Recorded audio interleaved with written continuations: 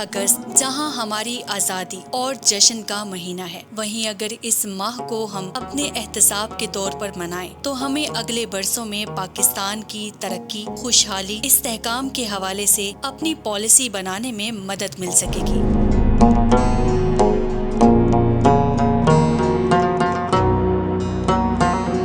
آزادی کے بعد سے پاکستان جن مشکل اور سخت حالات سے گزرا ہے، شاید ہی دنیا کا کوئی ملک اس قسم کے حالات سے دوچار ہوا ہو۔ پاکستان نے 77 برس کے دوران بھارت سے جنگ اور اس کی سازشوں کا جس کامیابی سے مقابلہ کیا وہ قابل ستائش ہے، تاہم اس بات سے انکار نہیں کیا جا سکتا پچھلے 77 برسوں میں ہم ہر سال 14 اگست کے دن اپنی آزادی مناتے ہیں، 21 توپوں کی سلامی دیتے ہیں، تقاریر کرتے ہیں، مگر کبھی اس دن ہم اپنی غلطیوں، خامیوں کا تجزیہ نہیں کرتے، پاکستان سے ملنے والی اپنی شہرت، عزت، دولت کا اعتراف نہیں کرتے۔ اہم ترین سوال یہ ہے کہ آخر ایسا کیوں؟ زندہ قومیں اسی وقت ترقی کرتی ہیں جب وہ اپنا احتساب کرتی ہیں۔ ہم آزادی کے وقت جس اسلام کو بچا کر لائے تھے اسے فرقوں میں قید کر دیا۔